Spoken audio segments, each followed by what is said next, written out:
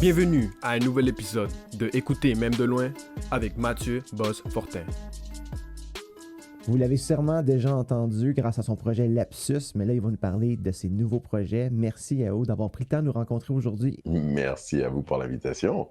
Ton nouveau projet s'appelle Kintsungi. D'où vient ce nom et qu'est-ce que ça va vouloir dire dans le son, dans les paroles et dans le spectacle que tu vas nous présenter?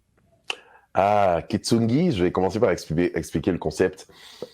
C'est l'art japonais de réparer la céramique avec de l'or, avec des métaux précieux. Je pense que tout le monde a déjà vu des pots de céramique tout à coup avec des fissures. Et l'idée du kitsungi, justement, c'est que tout à coup, les fissures deviennent belles, les fissures deviennent quelque chose qu'on regarde, quelque chose qu'on apprécie. Et l'objet, par le fait même, prend de la valeur malgré le fait qu'il a été brisé. Donc, je suis parti de l'idée de faire un kitsungi de l'homme. J'ai eu du côté personnel de ma vie, j'ai eu beaucoup de défis à surmonter dans les 3 dernières années.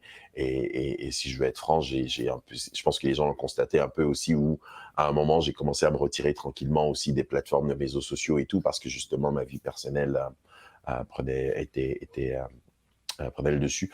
Et j'ai pris le temps, en fait, voilà, j'ai pris le temps de vivre tout ça et de me raconter sur ce nouvel album-là. J'en ai pas parlé de tout ce qui se passait dans ma vie. Je suis très privé du côté, j'aime beaucoup ma vie privée, donc dans ce sens-là, j'ai pas débité sur les réseaux sociaux tout ce qui se passait dans ma vie, mais l'écriture pour moi a toujours été un exutoire. L'écriture pour moi a toujours été une manière de partager aussi. Donc, je me suis raconté. J'ai pris le temps de me raconter dans cet album-là, de raconter un peu. C'est un spectacle, non seulement un album et un spectacle qui est très personnel, qui est très thérapeutique aussi dans l'approche, où j'aborde justement les thèmes de la peine, les thèmes de la résilience et les thèmes de l'espoir d'une manière très crue, très brusque parfois, mais c'est des moments, j'invite un peu le public dans mon univers, c'est des moments de fragilité, de vulnérabilité que je partage avec les gens sur album et en spectacle aussi.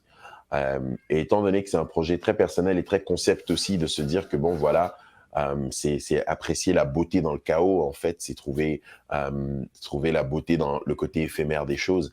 Je me suis vraiment concentré aussi à faire un projet qui non seulement s'inspire de ce que j'ai vécu, mais aussi s'inspire de mon environnement. Et je donne l'exemple je vivais des choses complètement antithétiques lors de la tournée Nomade et à un moment, je me retrouvais sur scène et je me sentais respirer lorsque j'entendais la bass, lorsque j'entendais les drums. Et je me disais, pourquoi est-ce que les percussions le côté rythmique me donne ce sentiment comme si je suis en train de respirer pour la première fois.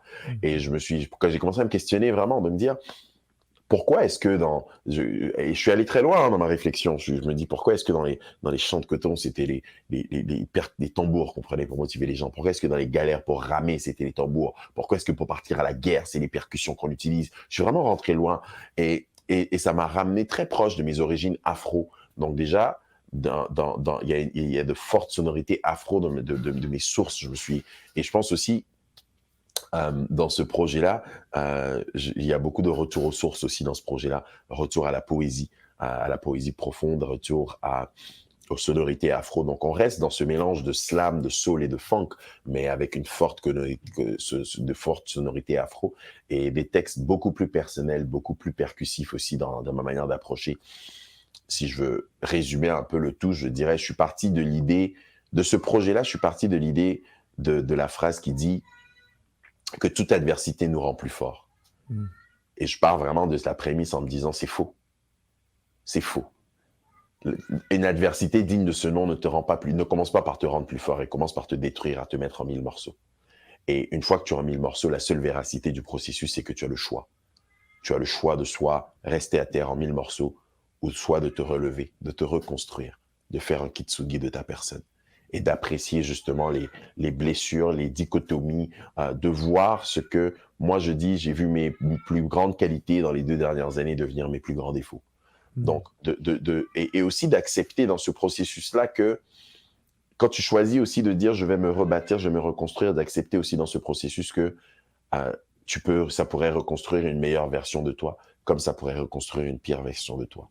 dans les deux cas, la seule véracité du processus pour moi, c'est que lorsque tu prends le choix de cette résilience-là, le choix de dire « je ne resterai pas à terre en 1000 morceaux », c'est le départ d'une nouvelle vie, c'est le départ d'une nouvelle personne, c'est le départ d'une nouvelle appréciation de tes blessures, de qui tu es, de ce que tu as vécu, parce que les cicatrices font aussi partie de toi. Et c'est vraiment toute l'envergure de ce projet-là que j'ai mis sur album et que on vient de finir 4 jours de résidence artistique au Centre national des arts pour monter le spectacle aussi, parce que pour moi, ça va de pair. Ah, les gens le savent, pour moi, le spectacle joue beaucoup. Donc, on a passé vraiment samedi, dimanche concentré sur la musique. Le lundi, on a rentré scénographie, mise en scène, éclairage. Le mardi, on a rentré projection, illustration. Vraiment monter un spectacle complet qui se voudra immersif, qui se voudra sensoriel, qui se voudra multidimensionnel, multi-art aussi, pour vraiment exprimer, je dis, bon, l'objectif de ce spectacle-là, je ne parle pas de résilience, je ne parle pas d'espoir et je ne parle pas de peine. Non, je veux faire vivre au public ces sentiments-là, ce que ça veut dire, ces sentiments-là. Donc, de la même façon que j'ai écrit l'album, où quand tu es dans le fond du baril, des fois, tu te réveilles un matin et tu as cette euphorie qui te prend.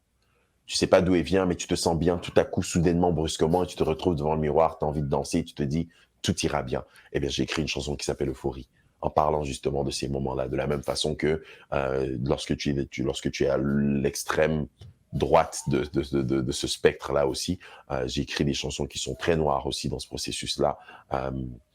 Euh, et je me suis permis d'être vulnérable, voilà.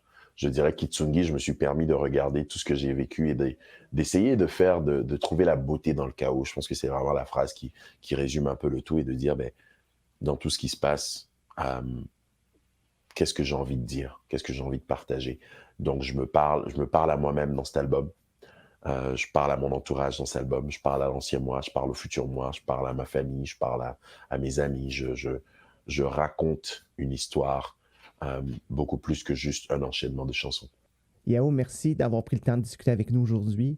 Tu nous as partagé beaucoup d'informations. Le spectacle prend vie. On sent vraiment que tu vis ce qui se passe. Et c'est ce qu'on va trouver sur scène, je l'espère bien, dans une salle près de chez nous. Yao, bon succès et bon rétablissement et bonne reconnexion avec ce public qui t'attend et qui t'attend avec impatience, mais avec beaucoup de patience aussi. Merci beaucoup, j'aime ça, avec impatience, mais avec beaucoup de patience. Merci beaucoup.